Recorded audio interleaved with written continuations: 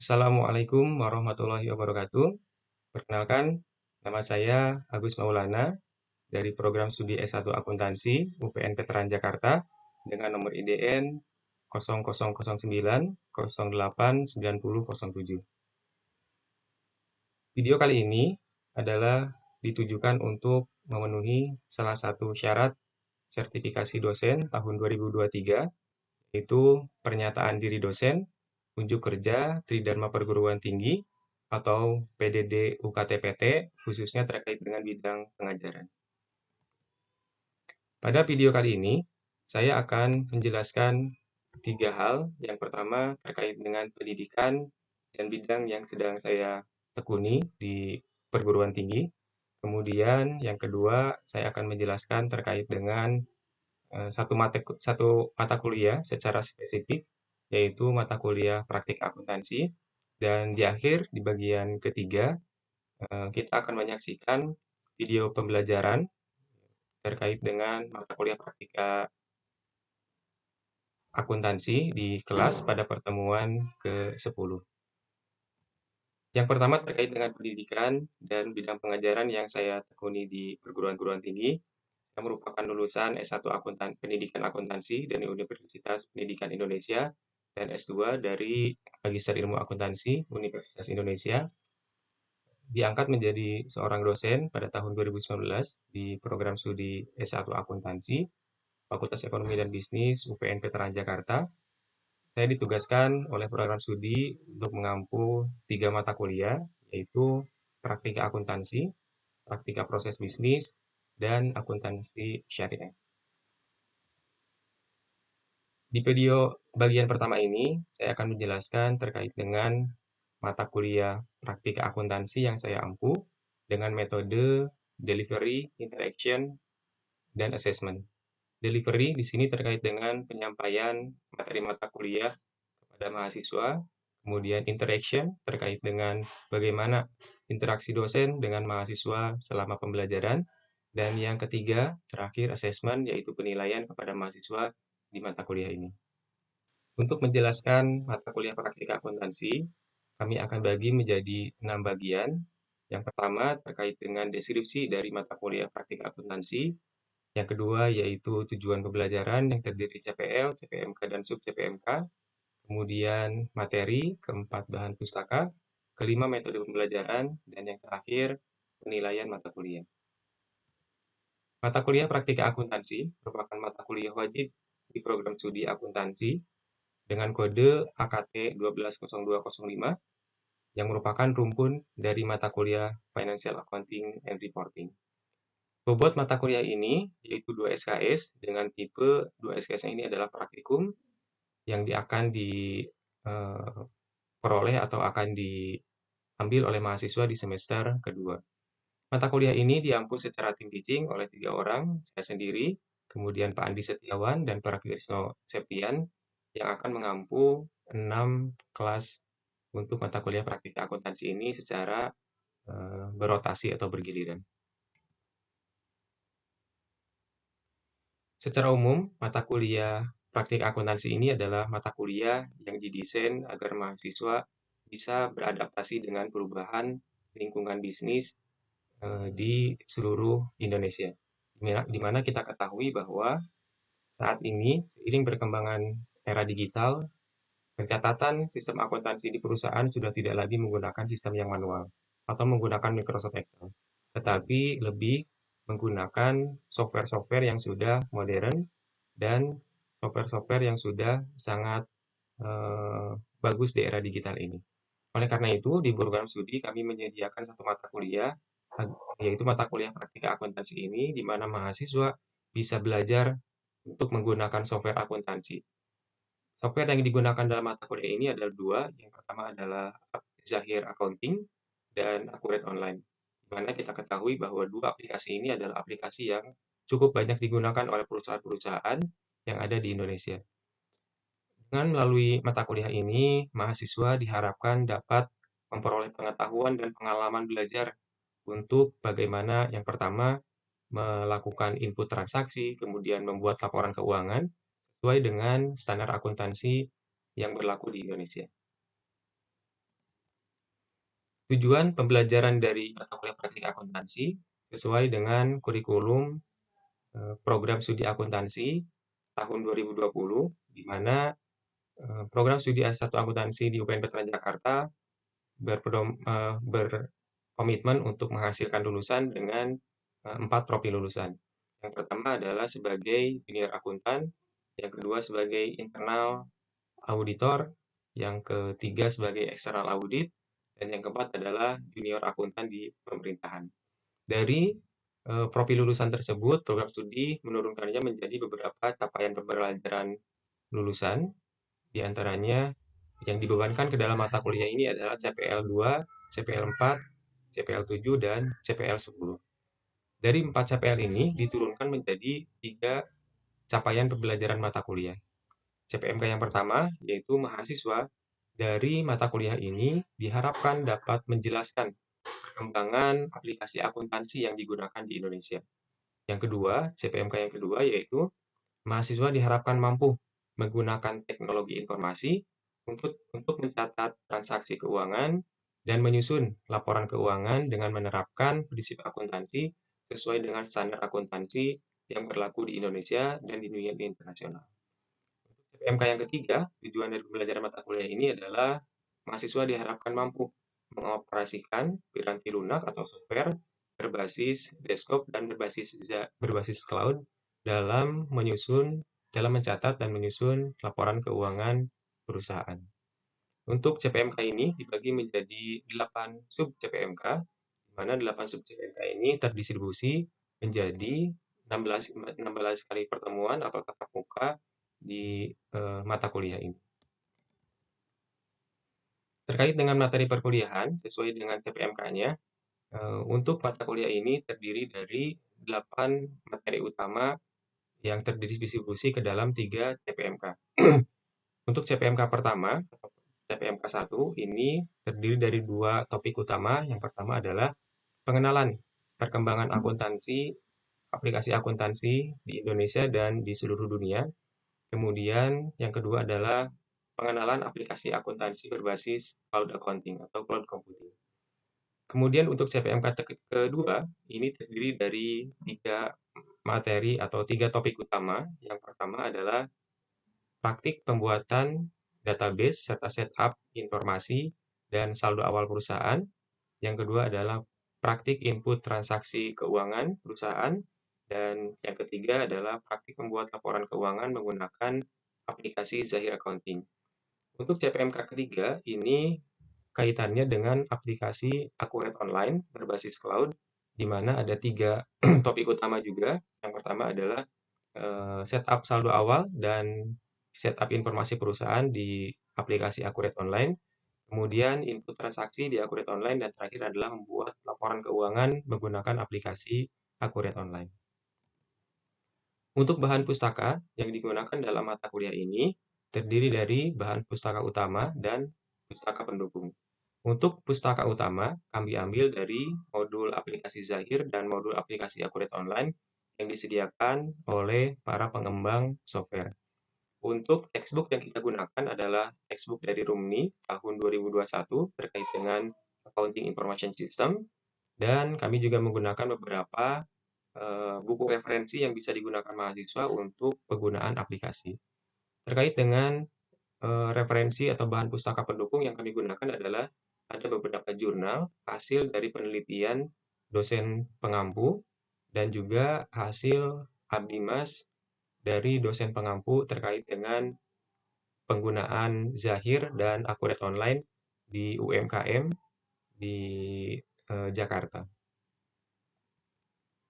Metode pembelajaran yang digunakan dalam mata kuliah ini adalah case study method atau problem-based learning, di mana mahasiswa mempelajari kasus-kasus transaksi yang terjadi di perusahaan. Kemudian kami akan membuatkan semacam studi kasusnya secara komprehensif dan mahasiswa mengerjakannya atau mempraktikannya menggunakan aplikasi yang tadi kami sebutkan. Kemudian mata kuliah ini diampu secara team teaching dengan 3 orang dosen yang akan berotasi di beberapa pertemuan di beberapa kelas. Kemudian teknik yang digunakan dalam mata kuliah ini adalah teknik sinkronus dan asinkronus, di mana untuk sinkronus mahasiswa belajar secara langsung di laboratorium komputer di program studi. Kemudian untuk asinkronus, kami sudah menyediakan semacam learning management system bernama LEADS, di mana mahasiswa bisa mengakses modul, materi, sekaligus video pembelajaran, praktikum yang sudah dibuat oleh dosen pengampu.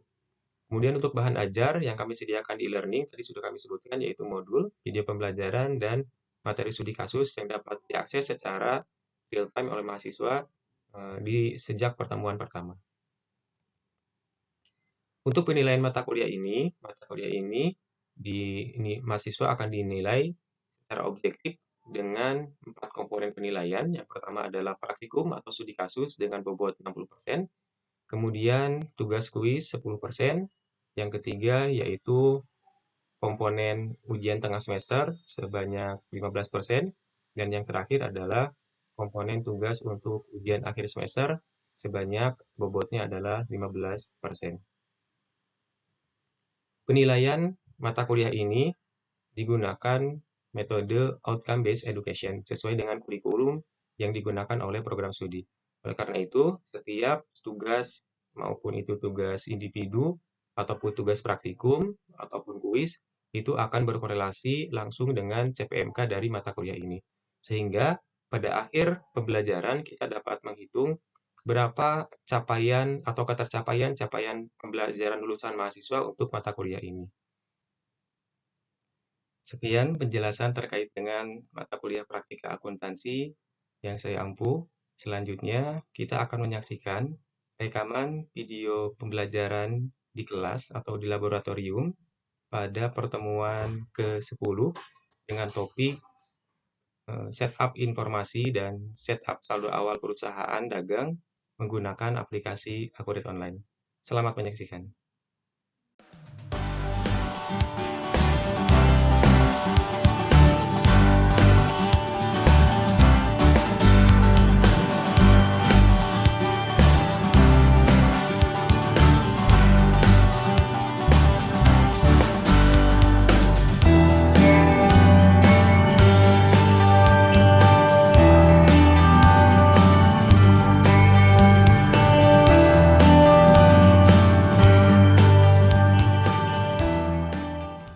Assalamualaikum warahmatullahi wabarakatuh.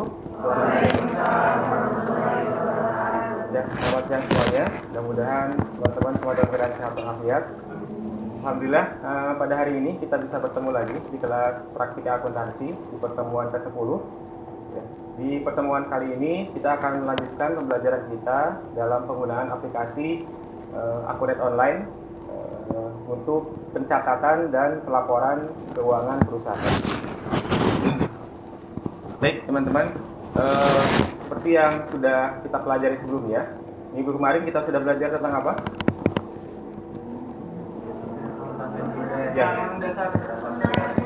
Ya, betul. Ya, minggu kemarin kita sudah mengenali fitur-fitur apa saja atau perkenalan dengan Accurate Online. Accurate Online itu apa, kemudian basisnya apa, kemudian penggunaannya bagaimana, cara buat akunnya seperti apa. Minggu kemarin sudah kita pelajari. Minggu ini kita akan coba mempraktikkan bagaimana melakukan input informasi perusahaan dan saldo awal perusahaan menggunakan Accurate Online. Seperti saya tadi sebutkan bahwa tujuan pelajaran kali ini adalah kita atau teman-teman diharapkan nanti bisa atau mampu melakukan setup informasi dan saldo awal perusahaan menggunakan aplikasi Accurate Online. Baik teman-teman, ini adalah informasi perusahaan yang akan kita input. Ya, teman-teman silahkan buka Accurate Online ya. Login, sudah semuanya login? Nah, sebelum kita input informasinya, silahkan teman-teman download dulu untuk file Excel-nya di https atau langsung saja SID _PTAJJ. Di situ nanti akan ada 5 file Excel, downloadnya satu-satu. Ada file Excel untuk akun, kemudian ada file Excel untuk daftar barang, piutang, hutang, dan persediaan. Ya, silahkan di-upload dulu, di-download dulu.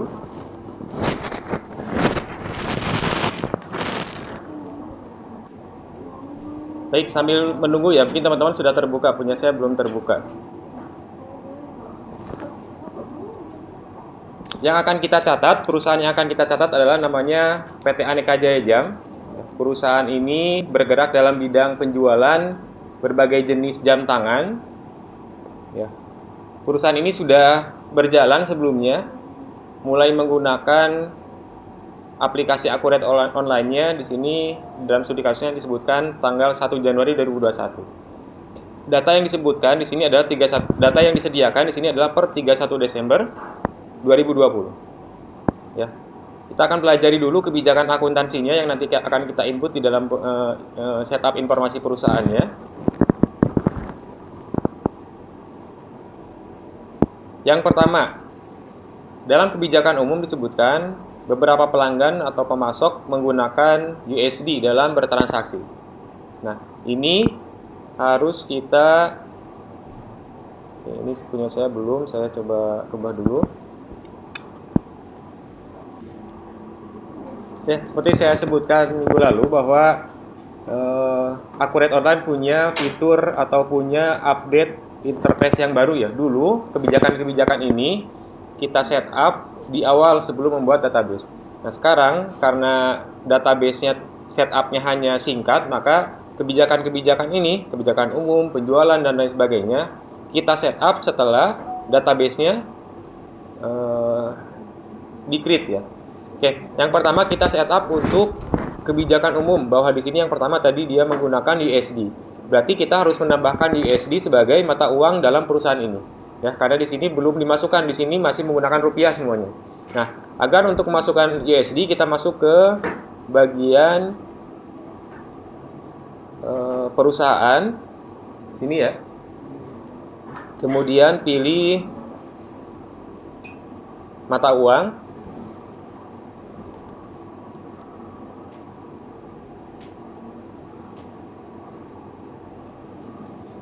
Kemudian nanti masukkan USD sebagai kita input USD sebagai mata uang yang baru.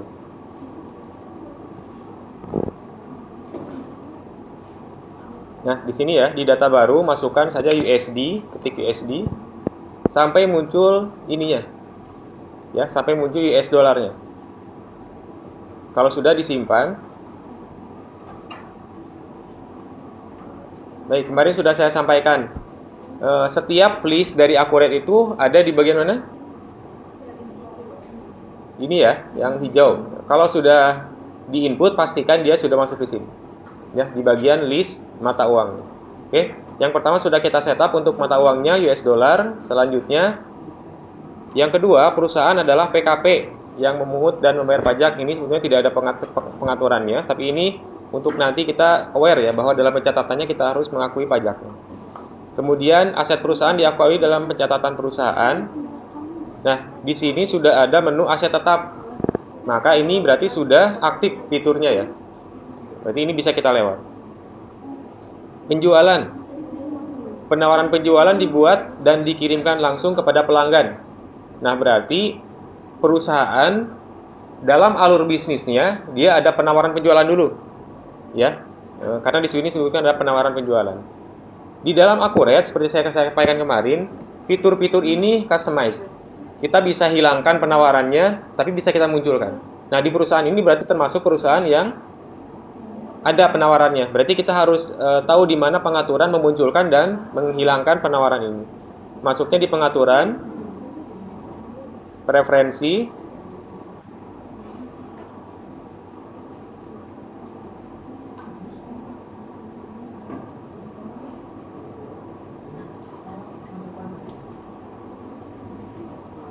nanti kita checklist untuk penawaran penjualannya.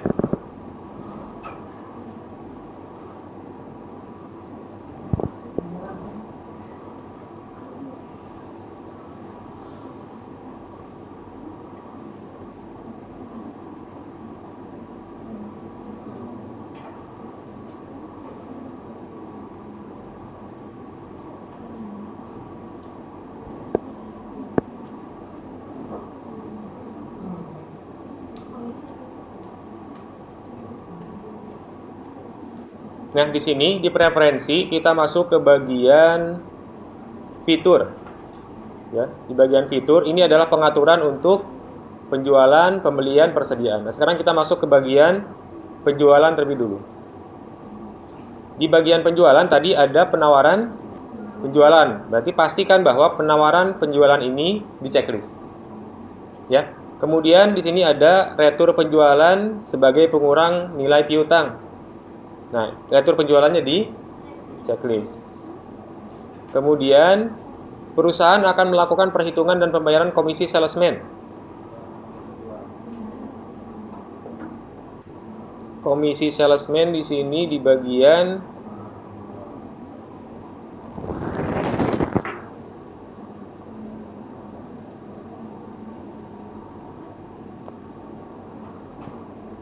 tenaga penjual ya, salesman. Nah, pastikan salesman-nya di checklist. Kemudian jasa pengiriman atau forwarder.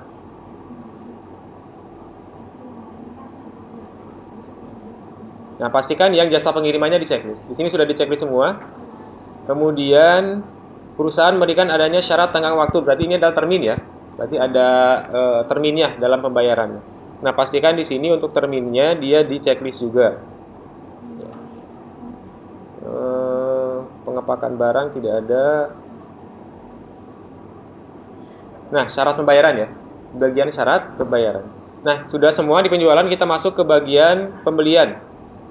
Di pembelian, pastikan yang pertama adalah perusahaan ada permintaan barang terlebih dahulu. Ya, ada permintaan barang.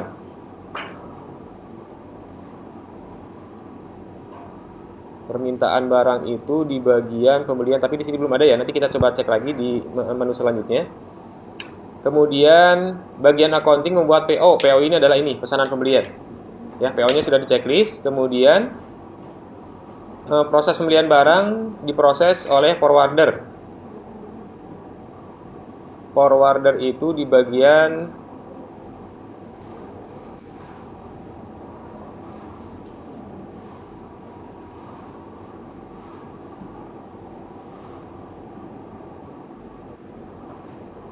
ini yang baru tidak ada forwardernya nih. Nanti kita coba lihat ya, apakah ini memang sudah dimasukkan ke fitur yang lain atau seperti apa.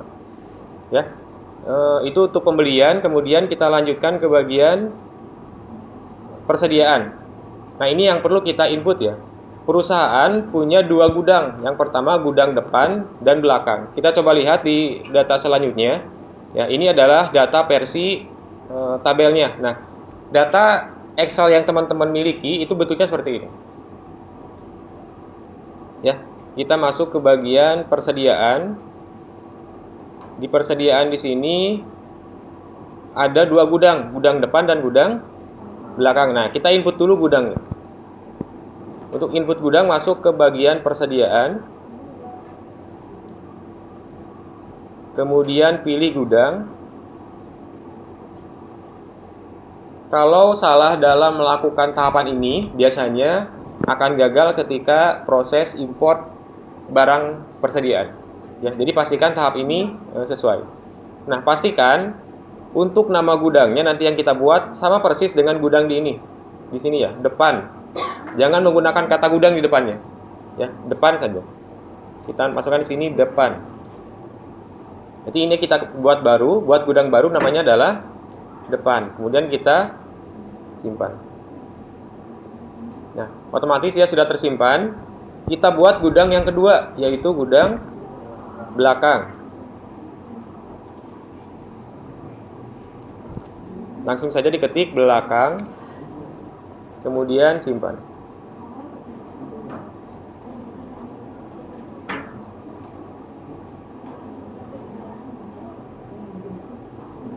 Untuk memastikan kita masuk ke yang bagian warna kuning ini, warna hijau, ya.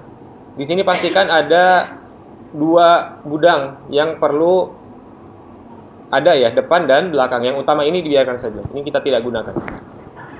Ya, pastikan yang depan dan belakangnya sudah ada. Ada yang kendala? Tidak ada? Ya, kita lanjutkan.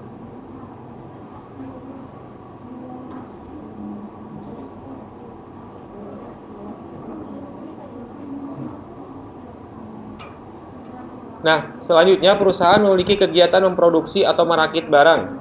Ya, kita berarti masuk ke bagian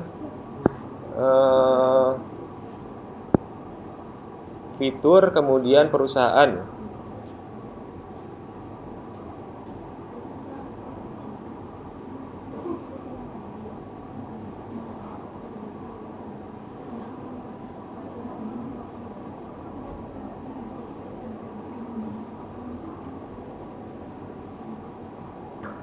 Nah, di sini ada fitur produksi sederhana.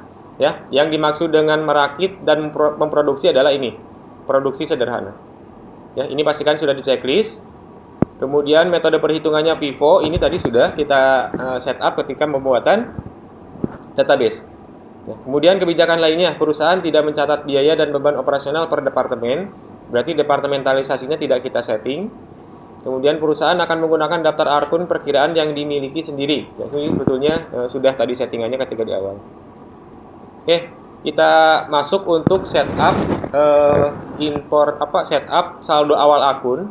Ya, teman-teman silahkan masuk ke bagian persiapan data perusahaan di sini.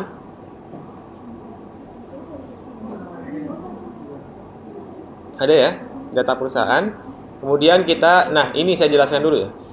Kas dan bank ini bisa dengan dua cara. Kita untuk impornya. Yang pertama, kita impor di sini. Kita buat satu persatu kas dan banknya. Misalkan perusahaan punya 3 rekening, BCA, BNI, Mandiri. Kita buat satu-satu. Bisa juga cara kedua, kita tidak perlu buat di sini, tapi kita masukkan di dalam rincian akun. Di dalam daftar akun di sini yang ada di Excel. Nah, kalau sudah ada di dalam daftar akunnya, nama akunnya apa, kodenya berapa, nilainya berapa, kita tidak perlu buat di sini. Ya, kita langsung ke Kita langsung masuk ke pengaturan akunnya, ya, import akunnya. Import akunnya masuk di bagian perusahaan. Maaf, buku besar ya. Buku besar, akun perkiraan.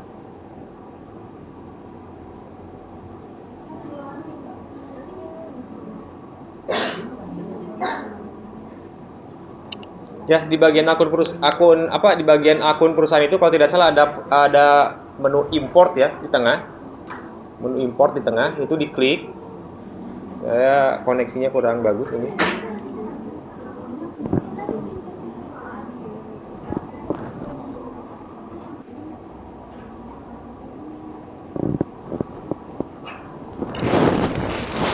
Sudah muncul teman-teman.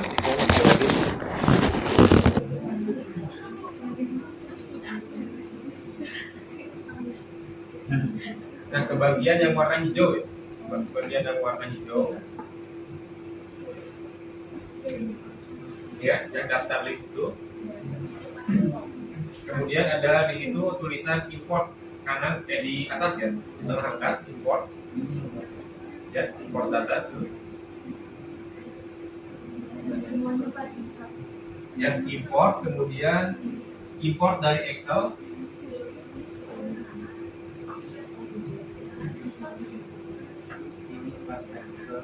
Import dari Excel. Nah, kemudian pilih filenya. Ya, pilih filenya yang daftar akun ya. Iya.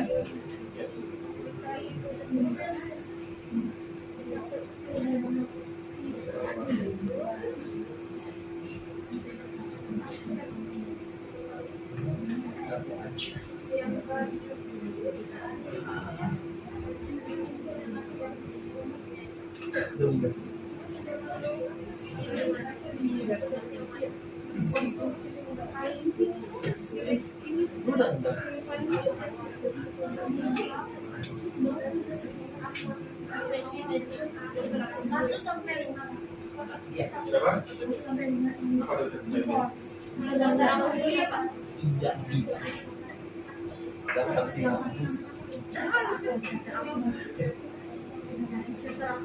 Ya, ini yang daftar akun ya?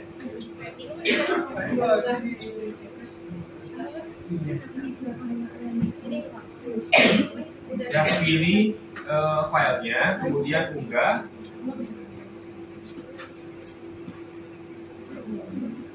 Nah, setelah diklik unggah, di situ ada pemetaan kolom ya. Di pemetaan kolom itu tidak perlu dirubah-rubah, langsung dilanjutkan. Nah, pastikan Anda sekarang sudah dimasuk di bagian konfirmasi import data ya. Di bagian konfirmasi import data, pilih checklist yang lakukan update. Checklist yang lakukan update. Apa fungsi dari ini? Fungsi dari lakukan update adalah ketika kita gagal import. Ketika kita gagal import, pastikan kita klik update ya. Meskipun sekarang kita tidak gagal, tapi kita klik saja yang tadi tanda update-nya, checklist.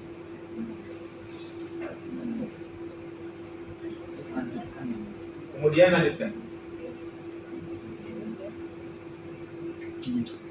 Pak, kalau misalnya nggak checklist, Tidak apa, nanti kita lihat dulu ya. Kalau misalkan lupa di checklist, biarkan dulu saja. Nanti kita coba lihat berhasil atau tidak import. Nah, tadi ini ya, import data. Ini dari Excel.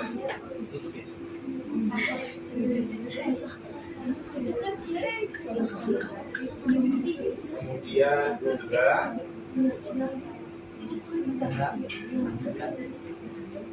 kalau nggak ada checklist, apa? kalau nggak ada checklist, datanya kan gagal import. Gagal import, tadi ulangi lagi checklist. Kalau gagal, ulangi checklist.